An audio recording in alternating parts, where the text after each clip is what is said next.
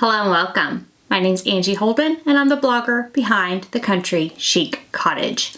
Today I'm going to show you the Go2Craft Tumbler Press, and it's an automatic rotation press, which is what made me want to review it.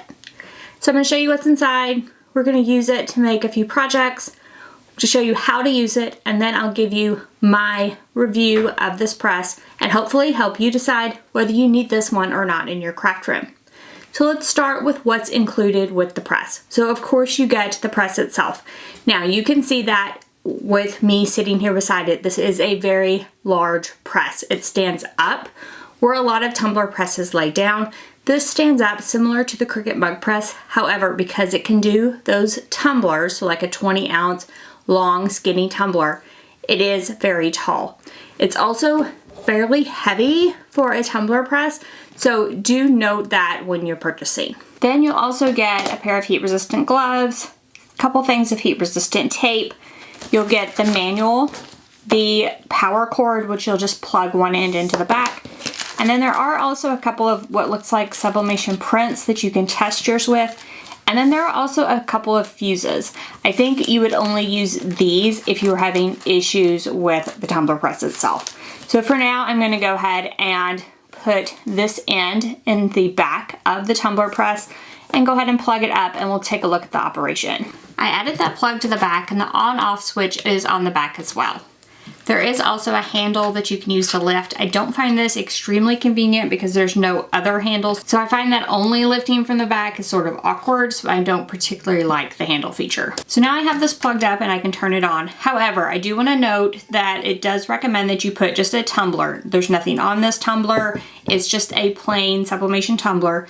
Put that inside, and it basically says do not heat it up without a tumbler inside. So I've added a 20-ounce skinny tumbler to the inside. And you'll notice a couple warning labels. One of those says do not heat without a cup, and the other warns of hot surfaces. So now that I have a cup installed, I'm gonna go ahead and turn this on the back. The control panel and all of your buttons are on top, so let's take a look at those. So first you have the start and stop button, and those are marked on each one.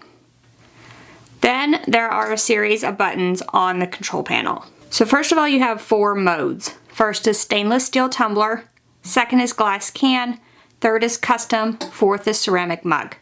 So if I was to hit the stainless steel tumbler, you'll notice that the display changes to 1.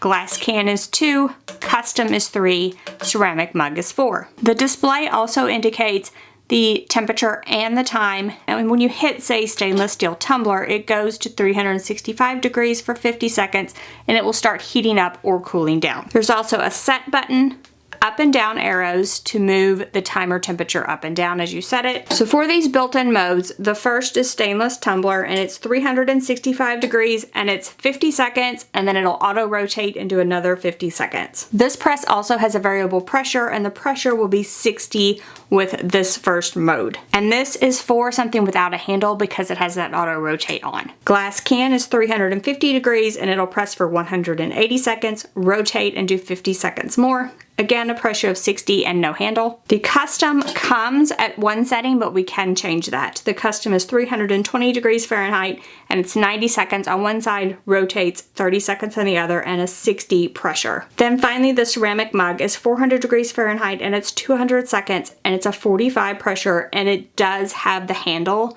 on, so that means it will not rotate. So let's say I wanted a custom temperature. I could press that custom, and if I press set, the first will be SP. It'll display SP, and that's the set temperature, and I could go up and down. So I'm going to change that to 330 degrees. Then if I hit set once again, it says ST1, and this is the time before it rotates. So I could move that up to say 100 seconds. If I press set again, this is set time 2, so it's after the rotation, and right now it's set to 30 seconds. And again, I could change that to whatever I would like it to be. Then pressing set one more time displays a DN, and the DN is the pressure. And right now it's set to 60, and that's actually the maximum pressure that's recommended, so you could go down from there, but that is the maximum. Then we can press set one more time, and it'll start heating up or cooling down. Use the enter button to actually close the press and start the process. And once the press has closed and the process has started, everything will start counting down as far as the time, But now we can use any of these buttons to stop it. So I can press any button and it will stop and go ahead and open up. Now the default is in degrees Fahrenheit. However, you can change that and the instructions are in the manual to do so. So now I can push stainless tumbler and I'm gonna go back to custom and it's now at the new settings that I just set. So anytime you wanna change that custom setting, you just press custom, press set, and then change it accordingly. So if you're doing something with a handle, you can press ceramic mug. You could actually change this time and temperature. So I could press set and set one more time and I could change the time. And then if I press set again, a second time won't be on here because this is for something with handles.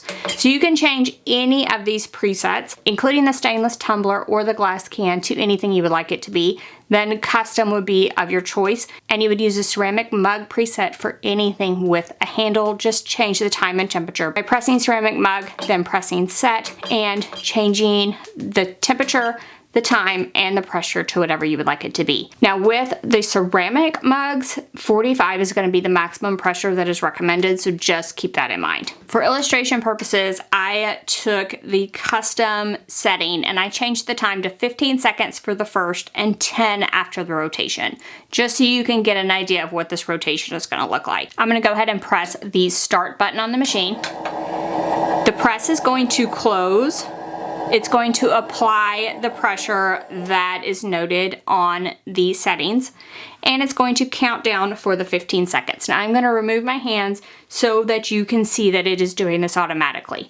Now you never want to put your hands inside of here because it does do this entire process automatically. So it pressed for 15 seconds. Now it's going to open up. It is going to rotate the cup 90 degrees, so it has that rotating spinning disc on the bottom.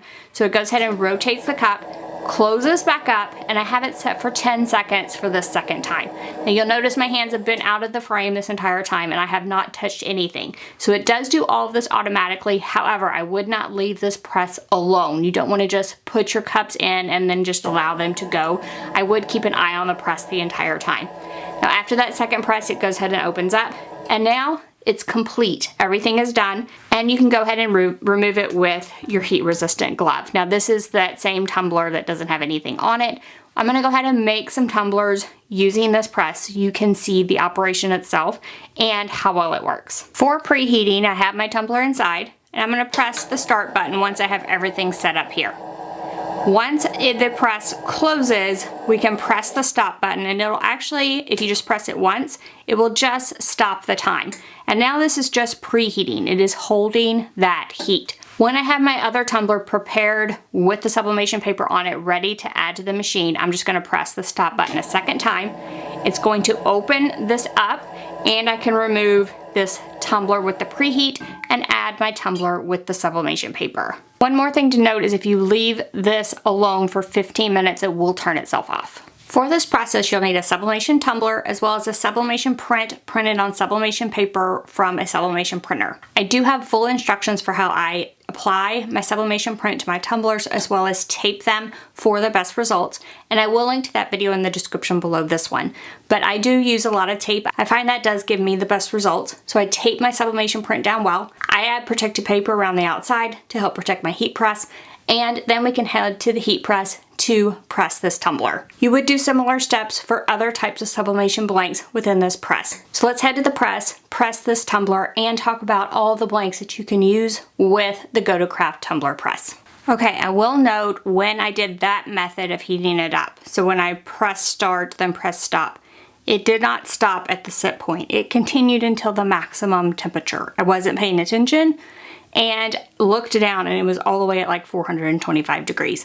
So now I have to wait for it to cool down for the stainless tumbler setting. If you use the method of pressing start and then stop, then this will not apparently stop at the set temperature. So I don't particularly like that aspect of this. It did heat up fast, but it heated up way past the set temperature. So just to note that if you use that method. Otherwise, if you just turn it on, press stainless tumbler, don't close it, it will heat up. Now, while this is cooling down, since it's been hot for a while, this area around here is warm to the touch. Otherwise, this area might be a little bit warm on the side, but otherwise this is pretty cool to the touch. I would not put your hands inside or touch probably anywhere around just this very close to this inside area without heat resistant gloves. Otherwise, the entire thing stays fairly cool to touch. This case is, however, metal. It is not plastic like some of the other presses.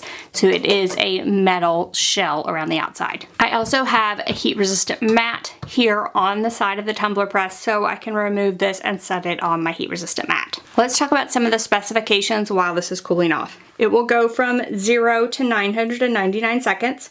And 410 degrees Fahrenheit is supposed to be the maximum, but like I said, it went up to like 420 as I let it sit here and heat. You can go up to 10.6 inches tall within here, and the compatible diameter within here is 2.67 inches to 3.43 inches.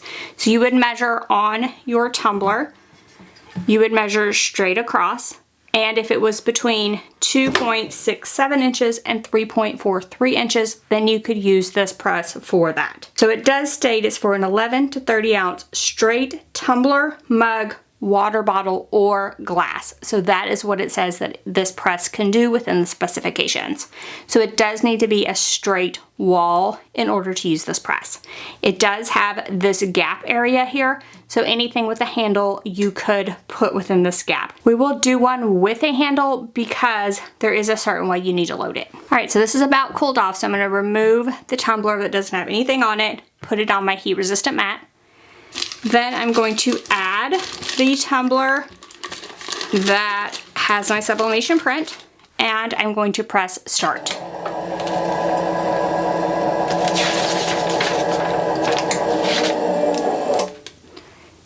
Now it's counting down, and it's going to count down for 50 seconds. It is going to open, rotate, close back, and heat for another 50 seconds, all at 365 degrees Fahrenheit for this stainless tumbler.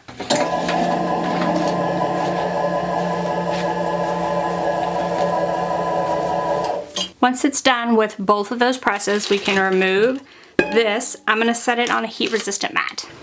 So now I have a mug. I can see that it's going to be a con for me because you can only do one mug at a time. And then it doesn't, I did press ceramic mug up here. It does not sit all the way down onto that rotating base.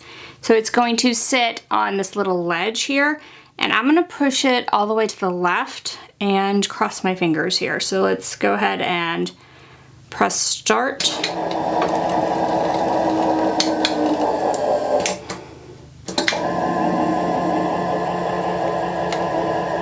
I'm gonna have it setting on this ledge and about halfway located, and I'm gonna go ahead and press start to close.